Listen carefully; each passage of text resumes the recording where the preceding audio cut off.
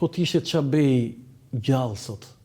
Mendoj që do t'ishte shumë i lumtur, S'ta ka bërë këtë pyetje njëri. i kënaqur me këtë studim, bravo. dhe unë do isha shumë i nderuar, nëse ai do ishte gjallë sot dhe sa për dieni, Çabej është linjë neolite, Pellaska. Sepse dikush nga e familje është testuar. Nga zona Gjirokastës. Ti sot po më jemi lajm mua që është testuar një mashkull i familjes. Po. Djali? Po nuk ka rëndësi kush, se është. Edhe është linjë Pellaska. Dhe Çabej del Pellas, i cili vetë kishte teorinë lire. Po sepse ai ishte shkencëtar dhe gjuhëtar, nuk e kishte nga ishte vetë, ai po fliste për popullatën. Studimin. Po ti ishte Çabej sot gjallë ty do të lavdëronte shumë. Unë mendoj që ky lloj studimi do të ndihmonte shumë sepse Çabej është, unë kam lexuar ato ti dhe është me vërtet është për t'u respektuar, sepse ka gjithmonë njerëz që shkruajnë, po jo gjithmonë ti kupton thellësi dhe ai ka thellësi. Aftësi tek individi, tek profesionalizmi. Ai Dhe mendoj që ky lloj artikulli, ky lloj studimi do ndihmonte gjuhëtarët profesionistë mirëfillt që merren me origjinën e gjuhës, jo thjesht me element gjuhësor, se ka shumë gjuhëtarë që merren me gjuhë, po merren me segmente të vogla të gjuhës, kuptohet janë shumë të nderuar në profesionin e tyre. Po për gjuhën e një etnie duhet që të jesh pak edhe përgjithësues, duhet të njohësh shumë komponentë të gjuhës, jo vetëm i specializuar në një pjesë të ngushtë. Mendoj që kjo do të ndihmonte Çabejn dhe këdo që të periudhës tij që ishin mjeshtrat fushës për ta kalibruar akoma dhe më mirë se thuash jo thjesht për ardhen e gjuhës shqipe, po se thuash mini kontekstet, ato mini detajet, sepse për shembull ka qenë gjithmonë teza që gjuha shqipe ka mbijetuar në një trekëndsh midis Shkupit, Nishit dhe Prishtinës. Dakor? Unë mendoj që ky informacion që ka dalë e vendos mbijetesën e gjuhës proto-shqipes pak më në perëndim të këtij trekëndshi, në zonën që është zona kufitare midis Shqipërisë, Kosovës dhe Maqedonisë Veri perëndimore. Dakor? Dhe elementet latin mbase që ka gjuha shqipe, kur them elementet do të shumica, se element latin mund të ketë pas edhe ky grupimi nëpër zonë malore, mbase janë përthithur më shumë nga proto-shqiptarët, nga ky trekëndshi Nish Shkup Prishtinë. Kjo nuk do thotë që aty s'ka pas proto-shqiptarë dhe ilirët, kuptohemi, po them ku ka mbijetuar popullatët. Prishtinë Shkup. Po, ky është trekëndshi që mendohet që është vatra e popullatës dhe arsyeja ka qenë sepse ka shumë elemente dhe influencë latine, sa mendohet që vllehët dhe shqiptarët kanë qenë atë zonë dhe aty janë ndarë pastaj si degëzime.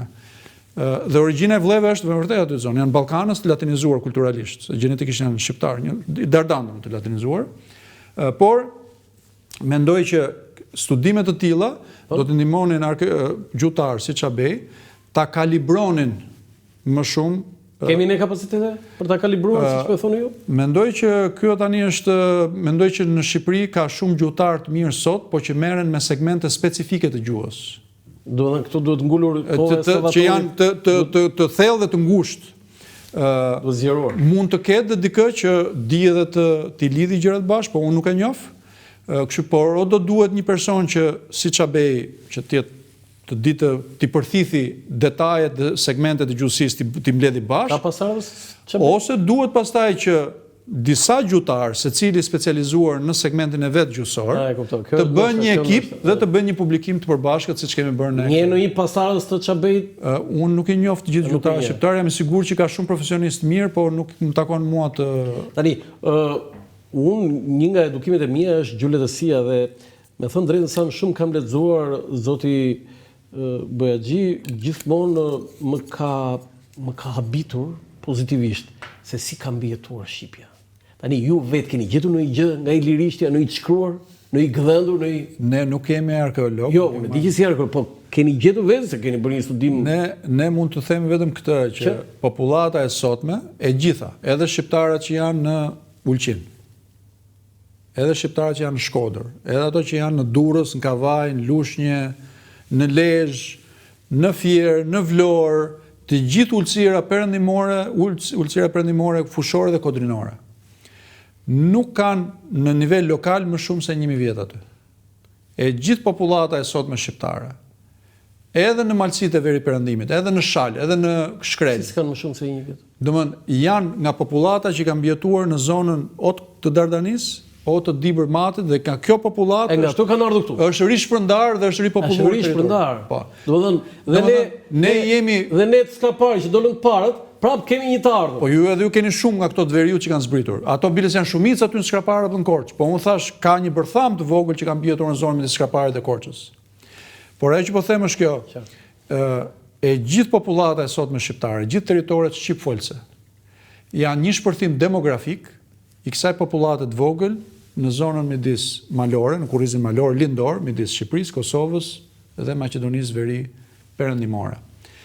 Kjo popullat nga shekulli 7 deri në shekullin e 11-12 ka pasur një shpërthim të jashtëzakonshëm demografik, edhe vajtet e shqiptarëve në Greqi që sot quhen Arvanitas janë pjesë e këtij konteksti, janë shpërthimi i fundit i kësaj vale.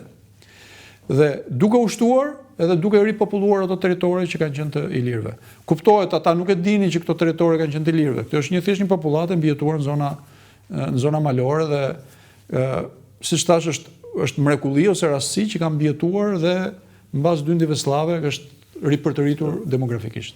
Tani, çfarë rëndësie ka që jo, e para njëherë tek gjua, kemi ne dokumente të shkruara me atë që keni ju ndjeni, pavarësisht se ju jeni studiues gjuhës? Shiko, unë di që ka të është në përgur apo gjëra të tilla, ka element të shkruar, por që mund të jenë shkruar me alfabet latin ose grek, po që janë shqip. Domethënë siç një moment caktuar para 100 vjetësh, 100 ca vjetësh, disa njerëz, disa patriot u mblodhën, vendosën një fjalor dhe filluan ta shkruan në gjuhën shqipe në latinisht. Në gjuhën që ne flasim sot, në alfabetin që flasim sot. E njëjta gjë dikur për shkak sepse ilirët jetonin se mund t'u jap edhe një kontekst të kësaj punës së shkrimit të ilirëve, përdornin alfabetin latin ose helen për të shkruar fjalët ilirisht që ata kishin. Ka segmente janë të vogla dhe për këtë arsye nuk ka diskutim lidhur me gjuhën. Që t'ju japim prapë një kontekst edhe qytetarëve të gjuhësve. Nga njëherë zhvillimet shoqërore nuk ndodhin sepse një grupim është më superior ose më i zgjuar gjenetikisht se një tjetër apo diçka e tillë. Janë dhe rastësore.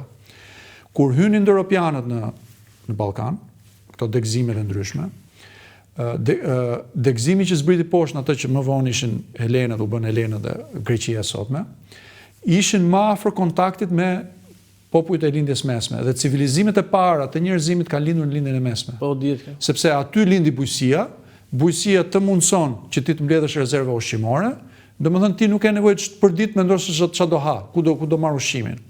Duke pas rezerva ushqimore, ti ke mundësi të krijosh një strukturë sociale, hierarki, ti ke mundësi të punësosh ca njerëz që të merren vetëm me ushtrinë, disa të merren vetëm me studimin, disa të merren vetëm me ndërtimin, dhe në këtë mënyrë ti krijon sofistikim. Kështu që civilizimet më të vjetra janë lindjen e mesme. Dhe arsyeja që grekët patën mundësi, dhe këtë nuk e them as për t'i nënvlerësuar, as për t'i ngritur, por po flasim realitetet, patën, si thua, shpërthyen nga ana kulturore, ekonomike e tjera dhe krijuan artin dhe veprat që krijuan, ishin më afër të parët në kontakt me lindjen e mesme. Dhe përvetësuan të parët më shumë influencë nga lindja e mesme. Dhe aty kishte një hibridizim kulturor midis indo-europianëve që erdhë dhe civilizimeve të lindjes mesme. Indo-europianët kishin eposin ushtarak, sistemin patriarkal e tjera, lindja e mesme kishte më shumë sofistikim teknologjik dhe kur i kombinon të dyja bashkë, krijon dinamikë sociale që bëri atë që... Ku qëndron tek qytetërimi? Më fal, duke pasur këtë avantazh paraprak, që ndodhi për arsye të rastësisë gjeografike, popujt e tjerë filluan të kopjonin. Çfarë ndodh sot? Krijon Amerika një model, ne e kopjojmë. Po. Dakor? Është krijon Franca një model e kopjon. E njëjta gjë ka ndodhur para 2000-3000 vjetëve, nuk është një shkencë e madhe. Qytetërimi i lirë